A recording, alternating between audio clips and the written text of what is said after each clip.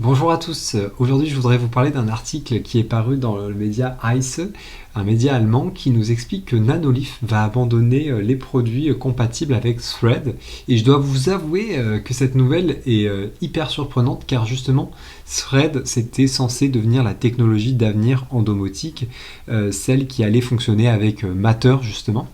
Et en lisant l'article que je me suis permis de traduire car je parle pas allemand, ils expliquent qu'ils ont pris cette décision car il s'agissait d'un échec commercial. Ils expliquent aussi que les clients ne comprennent pas comment cela fonctionne. Et je trouve que c'est vraiment dommage d'en arriver là à cause d'un problème de compréhension, d'une part de la compréhension du fonctionnement global de cette technologie et d'autre part de la compréhension des bénéfices de cette technologie. C'est pour ça que dans cette vidéo, je voudrais revenir avec vous sur les principaux avantages de cette technologie et pourquoi elle est vraiment essentielle pour le futur de la domotique. Alors on va commencer par parler du Wi-Fi qui est très utilisé en domotique.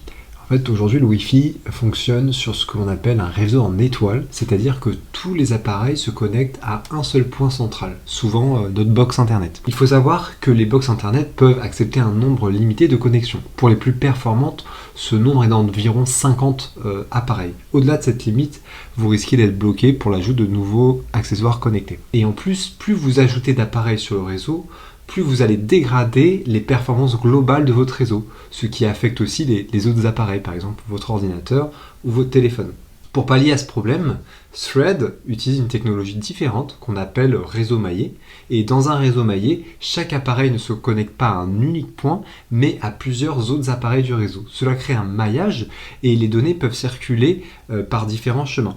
Et contrairement au Wi-Fi, où chaque nouvel appareil affaiblit le réseau, avec Thread, chaque ajout peut potentiellement améliorer la qualité du réseau, voire même la portée du réseau. Il y a une toute petite nuance à apporter tout de même, les appareils qui seront connectés en permanence au réseau électrique, comme des prises connectées ou des éclairages, auront cette capacité à étendre votre réseau, mais par contre les appareils qui seront sur pile ou sur batterie seront simplement des périphériques terminaux. La question maintenant qu'on peut se poser, c'est comment on fait le lien entre le réseau Wi-Fi, donc qui est connecté à Internet, et le réseau Thread. Eh bien c'est très simple, il vous faut un routeur de bordure Thread et vous en avez peut-être déjà un chez vous car beaucoup de fabricants ont implémenté déjà cette technologie. Par exemple, si vous utilisez l'application Home d'Apple pour contrôler votre domotique, si vous avez un HomePod mini ou un HomePod de deuxième génération, ils sont des routeurs de bordure Thread. Au même titre que l'Apple TV 4K deuxième génération et troisième génération avec le 128 Go. Si vous êtes dans l'univers Amazon avec Alexa, vous avez aussi énormément de produits qui intègrent déjà cette fonctionnalité. Par exemple, l'Echo de quatrième génération, l'Echo Hub, l'Echo Plus, les bornes aussi Wi-Fi Hero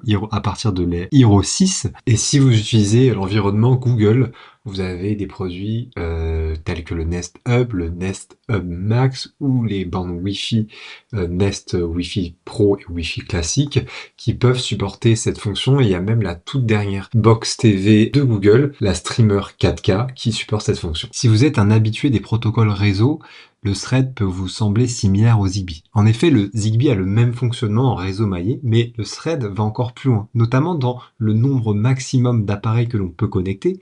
On est limité à 100 appareils avec Zigbee, et à plus de 200 avec Thread.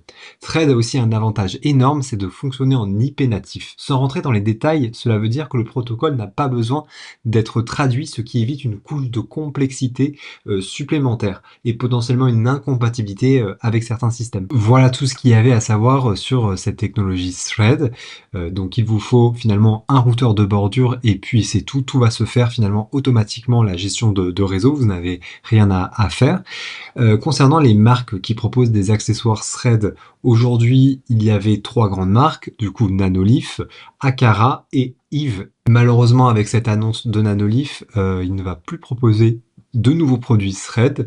Par contre, les produits actuels sont compatibles Thread, notamment la gamme Essential, que je recommande chaudement pour en avoir personnellement, qui fonctionne très bien. Et espérons qu'il y ait un nouveau fabricant qui puisse proposer des éclairages connectés Thread abordables comme Nanolith le faisait. C'est tout pour cette vidéo. Dites-moi en commentaire ce que vous pensez de cette décision de Nanolith et aussi ce que vous pensez de la technologie Thread en général. Je vous mets en lien les fiches produits Amazon des ampoules Nanolith qui sont compatibles Thread et aussi des rubans LED qui sont aussi compatibles Thread. Merci d'avoir vu cette vidéo jusqu'au bout. La prochaine vidéo parlera de mes marques domotiques préférées et celles qu'il faut éviter. Alors n'hésitez pas à vous abonner pour rester informé lorsque la vidéo sortira.